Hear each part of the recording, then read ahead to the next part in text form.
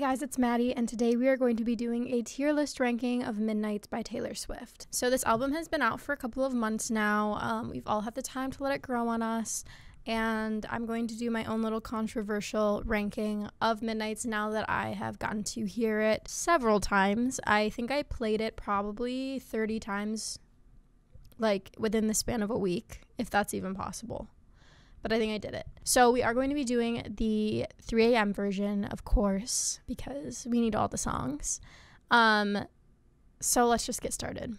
So here is the tier list. We have I Don't Have Words, New Favorite, Love, It Could Grow on Me, and I Would Like to Be Excluded from This Narrative. So like I mentioned, this is going to be extremely controversial. You're definitely going to disagree with me on some of these, and that's okay. So let's get into it. So first we have Antihero. I think this is a great song. As it's a single, you know, it's a little bit like, okay, we're kind of sick of it now. I'm not like sick of it, but I don't really like find myself listening to it, like cueing it. You know what I mean? Like I'll cue Maroon. Like, I don't know, Antihero is just not like one of those songs for me. I love all of these songs before you guys come for me, but I think I'm gonna put Antihero in Love because I think it's a really clever song, but it's not like God tier for me. But it's very fun. I like that it's kind of like upbeat, but it still has like a darker tone. I don't know. Okay, next is Bejeweled. This song kind of had to grow on me. Like honestly, it wasn't like one of my favorites when it first came out. I just thought it was like a little bit too playful and on the nose. But now that I've gotten to listen to it a lot, I think it's kind of in the same place as Antihero for me. It's definitely like not my favorite on the album or her most lyrically influential song, but it's fun. It was another single. It's the pop Taylor that we all know and love. So it's kind of something familiar to everyone. And I think I'm going to put it with Antihero because it's not like one of my new favorites or anything. And I also don't like hate it. Next, we have Bigger Than the Whole Sky, which I think is such a beautiful song, but it's very sad, and I don't listen to it a lot because I try not to dwell in my sadness. Don't get me wrong, I've been sad a lot of times since this album came out, but I try to, like, not keep my mind on whatever I'm sad about. Of course, sometimes I do, but I don't think I find myself listening to Bigger Than the Whole Sky, like, a lot. But it's very beautiful. I love the production on it. I think I'm going to put it, don't kill me, in It Could Grow on Me because, like, it's very possible that I'll go through a phase where I really like the song and listen to it a lot, but that just hasn't happened for me, and it, like, wasn't one that I instantly gravitated towards when the album came out, if that makes sense. Great song. Very beautiful. Okay, next is Dear Reader. She gets a lot of hate. I actually love the bridge of this song, but I also think because it's last on the album, it is the song that I listen to the least out of all of these, just because like I like to listen to albums in chronological order, and like sometimes I'll have to go do something so it'll stop before I get to Dear Reader, but that's not, I have listened to it a handful of times, and again, I just don't think it's something that I like gravitate towards, honestly. I think the production's like a little bit too much for me. It's a beautiful song. I like the meaning of it. But like I said, it's kind of one of those songs that I don't like put on. Like if it comes on, I'll listen to it for sure, but it's not really like I really want to hear it. Besides the bridge, I think the bridge is really, really good. I think I'm going to put it in It Could Grow on Me as well. Okay, next we have Glitch. I think Glitch gets way too much hate. It was one of my favorites when it first came out because, I don't know, it was very like 1989 Reputation to me. And if you don't know, I am a very annoying rep stan, so I ate anything up that was similar to the vibes and production of Reputation. Do I think it's like her most brilliant song ever? No, but I think it's fun. I like the production, like I said, and I don't know, I think it's kind of like unique. It doesn't sound like anything else on the album. It's kind of quirky, if you will. So I think I'm going to put that in Love. Okay. Next we have High Infidelity. Guys, I really, really tried to love this song. And, like, it is a great song, really good lyrics, but I think sonically it's, like, not my vibe. I feel like it's very Evermore vibes, which Evermore was a beautiful album that does deserve more recognition from Taylor. I had kind of outgrown that Evermore phase. Like, that was very senior year. And also a song about openly admitting to cheating is not my vibe, especially with my life events. So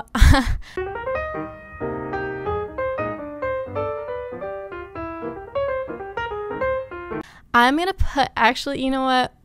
I think I'm going to be excluded from this narrative, honestly. Don't get mad at me, please. It's not my vibe.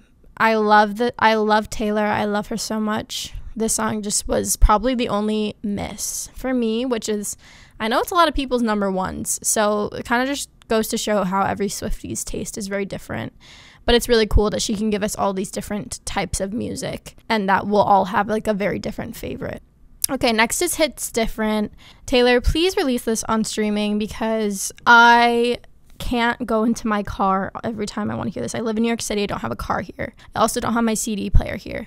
So the only taste of Hits Different I get is from TikTok. But I actually really, really love this song. And I think once it comes out on streaming, it's going to be one of my new favorites. Yes, she's going in that category. I don't know. It kind of reminds me of her older music, like Speak Now era vibes. I really love the melody of it, and I think it's just kind of fun. And I love how she can take like a sad subject and turn it into kind of a fun song. It's a nice juxtaposition. It's one of my favorite words. So, okay, next is Karma. I feel like everyone has kind of mixed emotions about Karma. For the most part, I think people do love it, but there was also like a lot of high expectations for Karma because of the whole album theory and the fact that Karma has been a very, very strong theme throughout Taylor's discography. As a rep stan, Karma was a really nice surprise, kind of like this is why we can't have nice things energy, and it's just kind of fun. Like, I go around saying Karma's my boyfriend all the time, like Karma's a cat. Like, what does that even, you know what I mean? What is it? So I think I'm going to put that in new favorites because it's not like I don't have words for it. I most certainly have words for it. It's a good song. So that's going to go in new favorite. Okay, next is Labyrinth. This song totally grew on me. When Midnights first came out, I didn't like find myself voluntarily listening to Labyrinth. It was more of like kind of a filler song to me, but my opinion has definitely changed. I just think it's like a really beautiful song. It's very ethereal. I love the production. It's very Jack Antonoff having fun on his little keyboard. So I think it's really pretty, and I just think it's like so cute how it's like, oh no, I'm falling in love. Like it's like exciting. I don't know.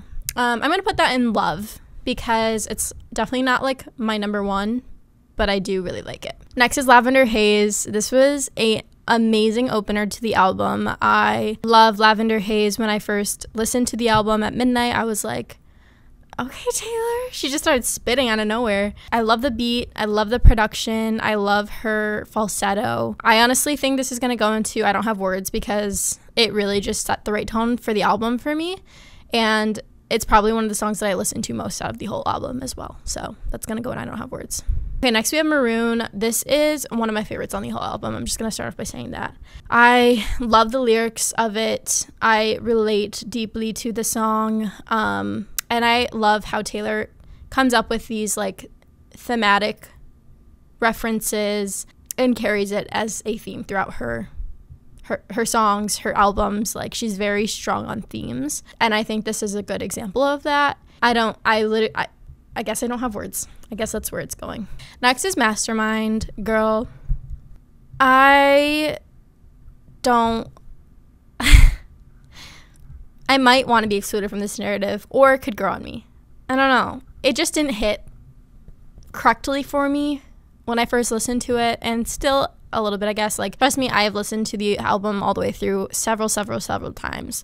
And Mastermind, of course, I listened to it. I obviously think it's a great song. Very good songwriting, very clever. It's definitely in the bottom for me, even though this whole album is genius. I think I'm going to put it in I would like to be excluded from this narrative, honestly. This is very controversial. Okay, next we have Midnight Rain. Girls, you're sleeping on this song. I love Midnight Rain so much. Just like the slow motion love potion, jumping off things in the ocean. She's spitting, and you're all ignoring it.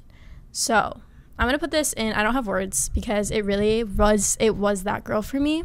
And I kind of like the flipped narrative. Like, normally she's being like, oh, like, he left me and blah, blah, blah. But here she's like, no, I did that. I did that. Okay, next is Paris. I think Paris gets too much hate as well. I love Paris. I think it's really fun. It's really upbeat. It's very pop Taylor. I think she has such a good mix of genres on this album. Like, obviously, it is a very pop album overall. By genres, I guess genres is not the right word, but, like, the production is very different on each song. Paris, I think, is so fun. I will play it when I go to Paris someday.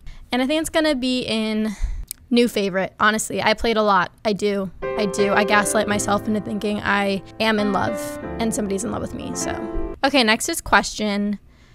I also think Question gets too much hate. I think it's slept on. Is it the best on the album? No. But I love the sample from Out of the Woods in the beginning. Guys, you know I love both Taylor and Harry. You can argue whoever you want to argue that this song is about. To me, it's about Harry. And before you get mad at me, it's not like I still ship them. Like, obviously, Taylor's very happy with Joe. Harry's a single man doing what he wants to do. I'm over their relationship together. I do think their friendship is very cute, though. You should have seen me the night of the Grammys. I was in shambles. Question, I think I'm going to put it in Love, because it's not like I don't listen to it all the time, but it was in my, like, on repeat playlist for a little while. Next is Snow on the Beach. I actually love singing this song. I think it's very therapeutic. It's a good song. The feature, Lana Del Rey, she deserves some more feature. You know what I mean? Like, you can hear her for a little bit of the chorus and the bridge. I'm going to put Snow on the Beach in Love, because it's not, like, my favorite, but I do like to listen to it a lot. Okay, next is Sweet Nothing. I think this song is adorable. I also like to sing this song. For me, I don't listen to a lot of, like, slower songs or, like, ballads, I guess. And if I do, it has to be, like, a very grand production. Like, for example, Sign of the Times by Harry. And I think this is, like, a very stripped down kind of song, which is beautiful for what it is. I think I'm going to put it in Love as well, because it's not, like, groundbreaking to me, but I love it. So, okay, next is The Great War. She snapped on this song. I don't even want to hear any arguments. It's such a good song. No one's doing it like her. Like, there's no one who's doing it like her. So, this is going in my new favorites because I have words for it. It's a favorite. I don't know. Okay, next is Vigilante. As a rep stan, again, I'm going to be annoying about this. I was flabbergasted when I saw the title of the song. I think everyone went into it with very high expectations. Like, oh, Taylor. Okay. I love this song. It was my only personality trait for a little while, actually. So I think this is going into new favorite because it's a really good song overall. Next is Would've, Could've, Should've. Guys, this has been on repeat for the past few weeks. One day, a switch flipped in me. I didn't even really listen to this song a ton when it came out because I was like, I'm happy right now. Like, what? No, I'm fine. I don't need to listen to this. Things changed, right? It's just such a beautifully written song. I love the build up to the bridge and just the anger and passion in her voice, even like over 10 years later. It's almost like it's just still like fresh to her. And I think that makes it very, very vulnerable. So that's going to I Don't Have Words because I really don't.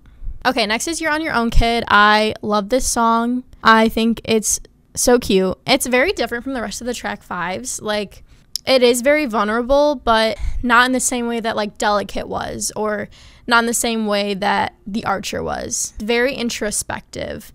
I think a lot of people can relate to this song. Maybe not in the same exact way as Taylor intended it to be. Like, she's on her own because she made it so big at such a young age, and like people expected her to be affluent in her successes and her career by herself. But some people like grew up with a less strong father figure. A lot of people had to handle things on their own growing up. And even just relating to this in the way that like, oh, maybe you're about to go to college and like this is your first experience being alone. For that reason, I think I'm going to put it in new favorite because yeah, I think I'm going to leave it in new favorite Because, like, when I'm looking at the songs and I don't have words, I don't know that it hits that far up there for me, even though I love it. Okay, so this is my final tier list for Midnights, the 3 a.m. edition, and including Hits Different. Let me know your thoughts. You can be ruthless. I don't care. We're all entitled to our own opinions. Let me know what your favorite song is on Midnights. Mine, it's really hard to pick. Most of the time, it's probably Maroon, but right now it's Would've, Could've, Should've, because that is really hitting for me right now. It's hitting different. So yeah, thank you guys so much for watching, and I will see you in my next video. Bye.